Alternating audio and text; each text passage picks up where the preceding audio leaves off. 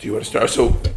I mean, my first question is, my name's Lauren Epstein with the Lauren Epstein Show. The paramount crisis right now is the climate crisis. And it's such a huge problem. And I think people in Western cultures, they do their small things, but sometimes they feel so overwhelmed that, how do we, what are your thoughts about how we can collectively shift our behaviors so we don't kill ourselves? I don't have another better way to say that. No, but you have to be honest about it. Well, I think first of all, the feeling of being overwhelmed is very common across cultures. So it's not something that's just in one country. I think that a lot of people are feeling that. I think they're feeling a lot of fear, a lot of uncertainty. And that fear and uncertainty can sometimes be paralyzing. I like to encourage people to just breathe through it, move forward, and do something. Even if it's not, quote, saving the planet, no single person can do that, but we all have to do our part in it. And it can go from simple activities, things that are not too overwhelming. I think we have to go beyond reusing, recycling, reducing. Those should be basic already. We have all the facility and the knowledge to be able to do that. I would say another step is to support organizations and individuals who are doing the work in the world. And what do you think of as the work? Well, I mean, I personally am focusing a lot on indigenous peoples in the Amazon. Right. So I would encourage people to support organizations that are protecting the Amazon rainforest, organizations and indigenous groups that are defending their human rights and their land rights. You don't have to switch your jobs in order to be able to support and help. You can donate to those projects or choose your cause, choose what matters to you. I mean, this is something that I encourage people a lot is I have my causes, I have my purpose and my focus. I think what's important is for each person to find what it is that they're passionate about, because that's what they're going to follow through with. You may feel overwhelmed or guilty about something, and so you'll contribute in a moment or you'll have a moment of passion, but that will come and go. But if it's something that you truly believe in, you'll do that every day. So there is an efficacy of indigenous people keeping their lands actually helping global warming, like reversing, right? I know my wife worked on a project with the government of Sweden. They gave $10 million to help indigenous people buy the lands that they live on with the intention of them protecting it. Mm-hmm. I would say yes. 100%. If you look at the Brazilian Amazon, for example, again, it's the one I keep going back to, where there are indigenous people, there's no deforestation. They are a natural barrier to deforestation. We don't have to go back and plant trees. We don't have to create new laws if their land rights are respected. And that's where the problem lies right now. So considering 20% of our oxygen comes from the Amazon rainforest, that's 1 in every 5th breath. It's a very easy and quick reminder to people that if they are alive, their land is protected, and if their land is protected, we get to breathe. And what are some of the threats to the Amazon rainforest right now? Well, you have a lot of illegal threats, right? So particularly on indigenous land, you have illegal hunter, fisher, gold miners, loggers who are coming in and who are conducting illegal activities, and a lot of times in confrontation with indigenous people, which can lead to violent conflict and death. Overall in the Amazon, I mean, as we've seen in the news with the fires from the beginning of the year, the fires are not new. Reporting of the fires is. It's been going on for decades. But because there has been increased incentive on behalf of the government for Brazilians to exploit the Amazon, those fires have now been set at a much higher rate. And it's irreplaceable. It's an ecosystem that it takes a long time to recuperate. So the 90,000 fires that were set from the beginning of the year are devastating. I can keep going. Anyone else want to ask a question? Keep rolling. Okay. I'm enjoying it. Keep going. So what are some of the things that your organization is doing to remedy the land rights problem and the illegal activities problem? So, because it's several different problems. There's a lot of different problems, but just like everywhere in the world. I'm not working with the entire Amazon. I'm working with one area called the Vale do Javari. It's in the Brazilian Amazon, 85,000 square kilometers, which is about the size of Portugal, just to give you a country that fits. We are working with the indigenous people there who asked me to tell their story to the world. This is back in 2010. I started by creating a film called Tribes on the Edge. The film turned into an impact campaign, which has 3 initiatives: action, communication, and education. On the education front, we've been reaching out to classrooms around the world using Skype in the classroom, and we have spoken to over 6,000 students in more than 40 countries, just sitting behind a computer and telling them stories about the Amazon, about indigenous people, about biodiversity. What we have done as well is taken the film literally on the road. We did a camper van tour from Los Angeles, California, up to Victoria, BC, and we showed the film along the way through different hosts and sponsors. We're able to have dialogue with different audiences, and through that we created alliances and networks, partnerships, and raised some funds. And the third part of the impact campaign is action, and that is something that they are asking us directly for. So instead of bringing information out from them and the Amazon and bringing their voices to the world, they have asked me for help in 2 areas. One is building a community house in the border town to their territory, so they have a place to gather and to meet and to have ceremony, to continue educating in their language with their children. And the second thing is help with land surveillance. Land surveillance is a little more complicated. I don't know how deep you want to get into this part of the conversation, but with land surveillance, we're using the technology we have the ability to access, so satellite imagery and drones, to supply them with information, visual information of what's happening on their land.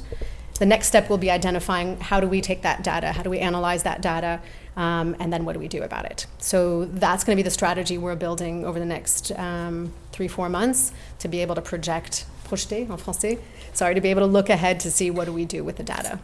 And are you working on having people pressure the Brazilian government to support the land rights? And what exactly are their rights to the land? So at the moment right now, we're not working at that level. We are really working grassroots for and with the indigenous people. They're my bosses. That's who I work for. If what they're asking me for is to do a campaign in Brazil denouncing the government, then I will contemplate that. Right now, they're asking for the land surveillance support and for the community house. It's been years of me trying to have other initiatives, but the reality is if I go back to them, and literally I'm on WhatsApp at least a couple times a week, if I go back to them and say, hey, I'm talking to this person about this, they say, no, we still want you to focus on this area. So we will not be working against the government. We will be working for the indigenous people. And what are their rights? How do they own the land? So it's much like in the United States with Native American land and the reservations. They have the right to essentially what would be the topsoil. They don't have mineral rights. The land should be protected. There shouldn't be any... You can't take out the bottom soil without taking the topsoil. Yes, well, isn't that part of the problem? But they have figured a way to be able to have access to the mineral rights underneath the land. Yeah. So the difficulty is that no law right now that protects indigenous people in Brazil is safe. So one of the things I think is interesting about these kinds of projects is that you have what you said. The fires are new, the incentives are new, right? Yeah. So you have people who are being... The incentives are increased. Or increased, sorry. Yeah. But you have people who are being incentivized to go off and do this, right? And then the work that you're doing, it's all based in the right things, based in human rights, which we would like to think is enough of an incentive to get people to change behavior. We would like to think that. But we see that it's not. Yeah. So how do you either disincentivize setting fires or incentivize people to combat them, right? I understand that your goal here isn't to say, I'm going to take on the Brazilian government, right? But at the same time, it's going to take changes at that level to make anything happen. So how do you, with the work that you're doing, how do you start to build those kind of incentives? Because breathing, for whatever reason, doesn't seem to be enough for some people. The idea of breathing isn't enough. That's an interesting concept. We're really lost if people don't think breathing is enough. Yeah. I think, first of all, I think we have to have the economic conversation, right? What are the economic drivers of the destruction? The economic drivers are agriculture, cattle farming, soy, palm oil. And not to say that the farmers are completely at fault. They're just basically being given the ability and the leeway to open up and destroy the land because there's no consequences. If on an international level, as consumers, right, as everyday consumers, we make choices that are impacting less, so choose not to buy products that are directly linked with the destruction of the Amazon, then we are essentially making a decision of what we believe in. I think it needs to go further than that, but I think if we're talking to individuals, that's one conversation.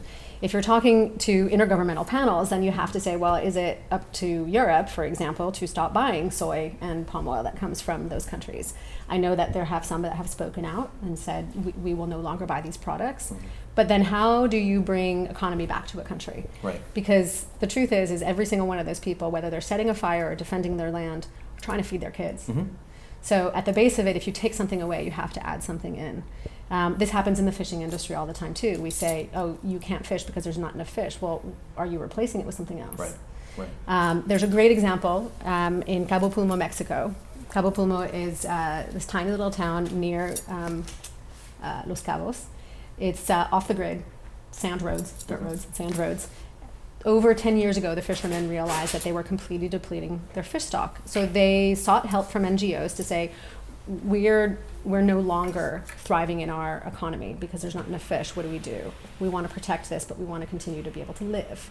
So what they did is for a while they protected they created a marine protected area. They stopped fishing in that marine protected area. They had to go a bit further, so they took a hit for a while. What they saw is over the course of the first 5 to 10 years, that entire area recuperated to the point where there were so many fish because the baseline of that area was already very diverse. And the fish don't know barriers. Right. So the fish were outside of the marine reserve. Now, more than 10 years later, they not only have enough fish stock outside the reserve to be able to have an economy through fishing, but the tourism industry has come in because divers like myself go, what, there's a fishbowl to swim in? Right. I want to go there. So there's a second economy that's been created. And so much so, and I just had a conversation with somebody who works down there, where local other communities in the area are going, wait a second, we want to thrive too. And they want to thrive by protecting the environment. There's another example that exists in Madagascar where somebody is alleviating poverty by working with the community to protect the environment by making the environment valuable. And so what they're doing is they're harvesting wild plants for essential oils. Well, it's in their interest to make sure that the environment is sound, healthy, and diverse so that they can collect the plants for the essential oils and have a healthier economy. So it takes creativity and time. So it's and I forget the first place I read this, I think it was in Freakonomics. They talked about, like, it's a really essential idea of human behavior is that people respond to incentives, just not always in the way you would want them to. I would love for the incentive of breathing to be enough. Right. But it's abstract. Yeah, very much. And it's clear, I was going to say abstract. it's invisible. It's very clear. Yes. It's transparent. Yeah. Your fifth breath. So, nice one.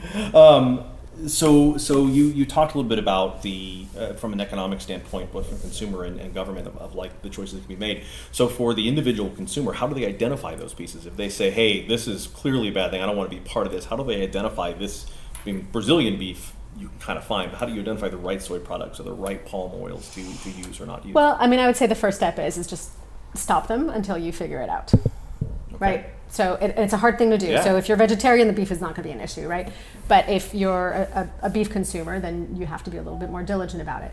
I think everything in moderation, by the way. I'm not encouraging anybody to go extreme one way or another. There is information online. I don't have it readily available for you, but there is a website that I came across that has like the 12 companies that are essentially exporting those products from Brazil. I would say with probably 10, 15 minutes of research, people could look for it if they're really intending to make a difference. Okay. I have a tendency of, when I go to the supermarket, I look at all the products, and if there's palm oil in it, I just put it back on the shelf. Because whether it's the Amazon or New Guinea or somewhere else, it does lead to destruction, monocrops in general. That said, I mean, again, there has to be an incentive brought back to the communities. So I don't want to forget the guys on the ground. Sure, absolutely, yeah. It's when you think of the economics of food production and food transportation, you would normally assume that the product that's cheapest in the store had the smallest footprint, right? Because if we're taking more resources, mass-made. Well, it could be. Well, that's the whole point, though. If you're taking fewer resources to make the product should cost less, so the things you're getting should have the least amount of impact. Right. But it's very much not the case because of those different economies in different countries. You'll get the poor countries that have the smaller economies that it's so much cheaper to produce that even though it's got a massive footprint and massive cost environmentally, like, it's still very cheap on the shelf. So it's hard for people to pick that up. And I mean, that brings to another point too, is we're having a conversation of privilege. For sure. Yeah. Right? I mean, even having this conversation assumes that we have the economic means to make a choice between this product or that product, and not necessarily because it's more expensive or less expensive. Right. So I use this example and it makes kids very upset. But if you look at Nutella, Nutella has palm oil in it, right? But then you look at the other product that doesn't, and it's it's a little bit more expensive. But at what cost elsewhere? But Nutella is only important if you haven't discovered Biscoff paste. And once you have Biscoff paste, you don't care about Nutella anymore. This is new. Like cookie butter. Right, and Biscoff. so it's. Do you know about this? No. So Biscoff are the cookies you get on the British Airlines. They have kind of a gingerbread kind of a flavor to them, right? There was a woman, I think in the UK, who, right? You get You're it. nodding. You know, You're like, you know. oh, I know this. So there was a woman whose daughter had a peanut allergy, so she couldn't have peanut butter, and so she basically created a peanut butter substitute out of these cookies. And so it looks like peanut butter, it spreads like peanut butter, but it tastes like the best cookies on the planet.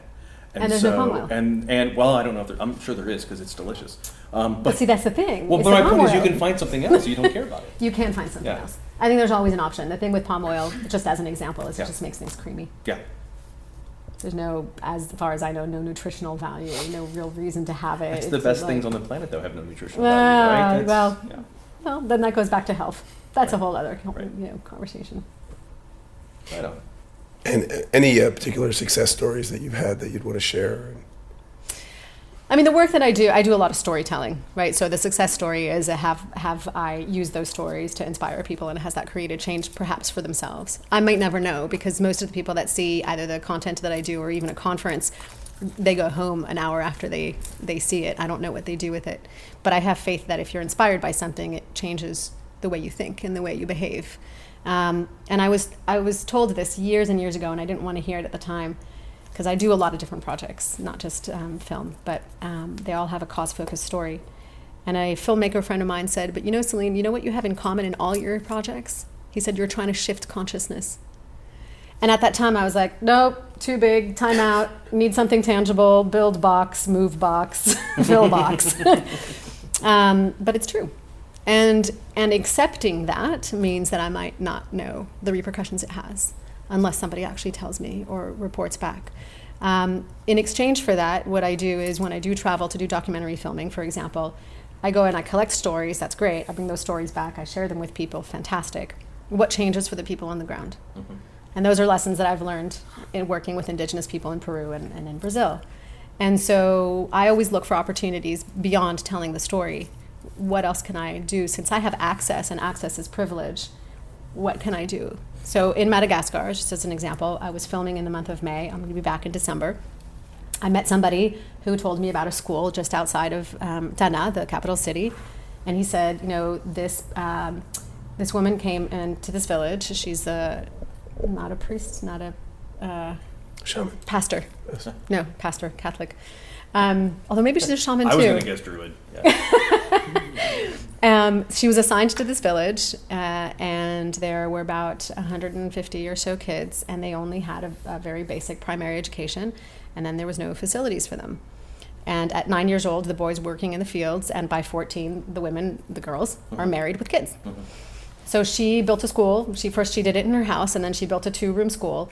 And now she's at the point where there are 150 students, 5 teachers, and she can't use her salary anymore. It's just not sustainable. And I said, well, what does it take? And it is literally 125 euros a month for the salary for 5 teachers for 150 kids. And I looked at that and I was like, well, we can do something about that. Mm-hmm. So there's a GoFundMe campaign. We're raising $3,000 to keep the teachers paid for a year and then some. And then we're going back at the beginning of the year, and we're going to look at renovating the school and creating a sustainable system for them to be able to bring in their own income. So we're going to create with them a garden where they'll be able to have their own food, so the kids can go beyond just rice and yucca, essentially. Mm-hmm. And they used to have chickens, and they would sell the eggs, and they would be able to pay the teachers by selling the eggs. So that is something that has nothing to do with a documentary, but because I have the access and I saw a need, and I have then a network of people that I can reach out to, it's creating change. Does that change the world for those 150 kids? Yeah, it does. And so that matters. Like the boy and the starfish. Right? Like the boy and the starfish, yeah. So what's the GoFundMe page? Because people right now are listening to the show, and they're probably near a computer. If you go to Empower to Educate, a school in Madagascar, and that's it. Or you look for my name, GoFundMe. We're already at $2,700 of a $3,000 goal, and then next year we need another $22,000. But we're looking for grants and. Can you spell your name just for folks who are listening? Yeah, Celine is Celine, Cousteau, Cousteau. Fabulous. And it feels good. You know, I mean, that's the thing is once you start actually doing something for others, you realize, wow, that's really empowering. And you just keep doing it. Yeah, I get it. I know you do. You've seen it. Oh, yeah.